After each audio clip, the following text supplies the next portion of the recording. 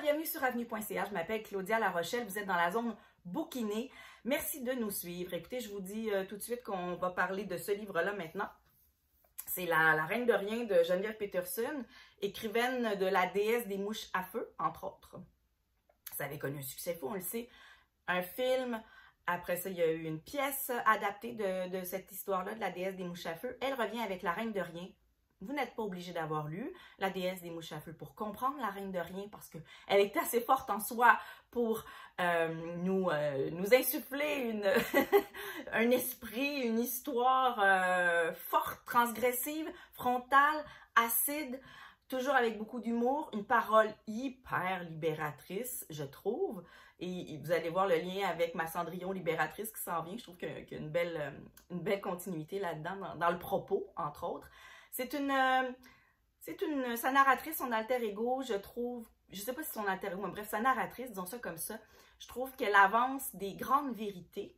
Elle le fait parfois avec une certaine charge, et je pense que ça prenait beaucoup de courage pour Geneviève Peterson on est dans la fiction, mais tout de même, pour admettre certaines choses, pour aller creuser certains sillons. Elle écrit tout haut, elle dit tout haut, ce que plusieurs pensent tout bas. Et qu'on soit d'accord ou pas, le propos a le mérite d'être franc et sincère. C'est sur les injonctions de performance, de bienveillance, de beauté qu'on se fait imposer. Qu'est-ce qu'est la vie après, dans la foulée d'une séparation? Comment on se réapproprie notre féminité, notre vie professionnelle? Écoutez, je pense que c'est une charge, ce livre-là. Et c'est une charge assez représentative par moment, assez lucide et sincère. Puis, je trouve que en tout cas, moi, ça a été un moment de réjouissance de lire ce livre-là, parce que je me reconnaissais par moment, puis je me suis dit, enfin, quelqu'un le dit. Jamais je serais allée là. Alors voilà, bravo.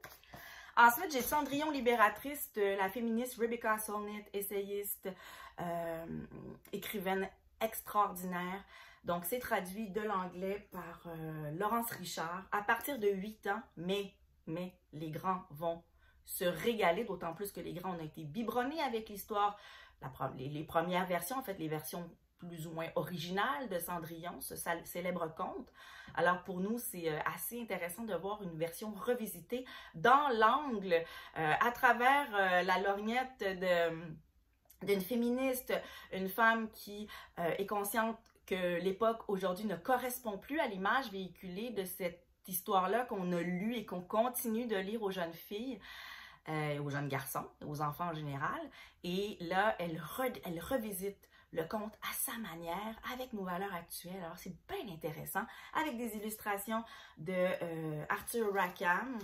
Tu sais, des illustrations un peu vintage. Arthur Rackham qui a vécu de 1867 à 1939. Et si Cendrillon décidait, là, les bases, là, en gros, c'est ça. C'est ici Cendrillon décidait de ne pas épouser le prince. Et si la beauté n'était pas le secret du bonheur, ouais, ça fait du bien ça. Et si seuls nos rêves et nos espoirs nous définissaient. C'est ça la base de ce conte qu'elle revisite à sa manière.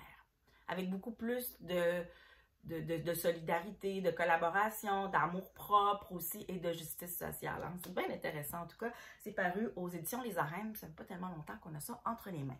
Puis allez lire tant qu'à ça tout ce que fait Rebecca Solnit. C'est elle qui a inventé le terme mansplaining. Elle a écrit un livre essentiel qui s'intitule « Ces hommes qui m'expliquent la vie ». On aime donc ça.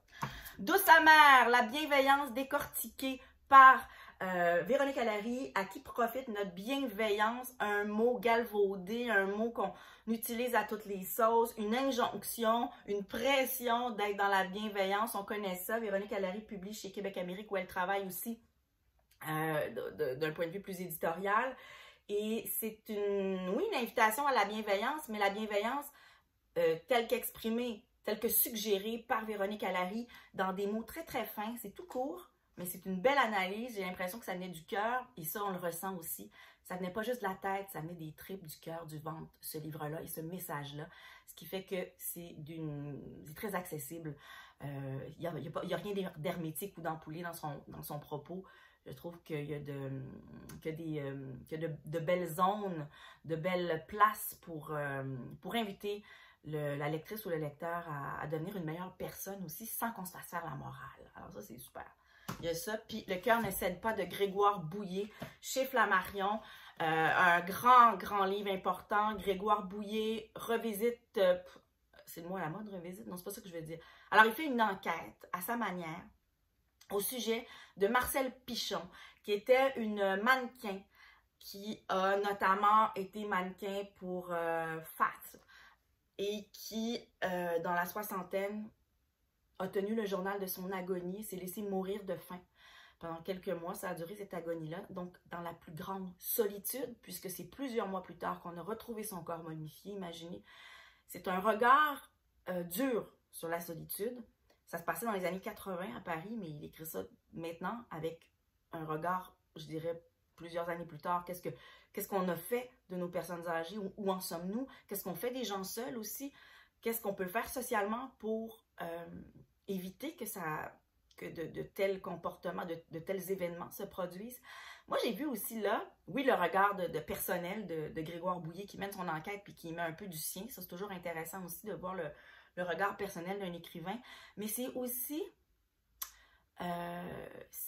oui, c'est un regard sur la solitude, sur cette femme qui a été mariée 2 fois, qui a eu des enfants, mais c'est surtout aussi qu'on tient à rien socialement. En ce sens que elle était mannequin. Elle connaissait la gloire, le glamour, les soirées mondaines dans le tout Paris. Elle a connu ça. Elle avait du succès avec les hommes. Ça fonctionnait, ses affaires. Elle roulait, elle était invitée partout. Qu'est-ce qui fait que, pouf, du jour au lendemain, on n'est plus rien, puis on meurt seul chez soi? C'est intéressant d'explorer aussi ça comme réflexion de société. En fait, d'entamer cette réflexion de société. Merci beaucoup de nous suivre sur avenue.ca. Hey, on a une soirée super spéciale. Ça s'appelle le Salon avant le Salon. On a fait plusieurs éditions déjà. Ça se passe à la librairie Monet. Je tiens des discussions avec des écrivains et des écrivaines que vous avez la chance de rencontrer après dans l'intimité. Ça se passe le 1er. Ça se passe le 1er ou le 2 novembre? Ça se passe quand? Salon avant le salon. Ça se passe le 1er novembre, oui, le salon avant le salon. Alors, soyez-y, vous pouvez vous rendre sur la page avenue.ca pour tout savoir, avoir plus de détails sur cet événement-là. Et continuez aussi de lire mes charmants collègues sur avenue.ca. Merci beaucoup.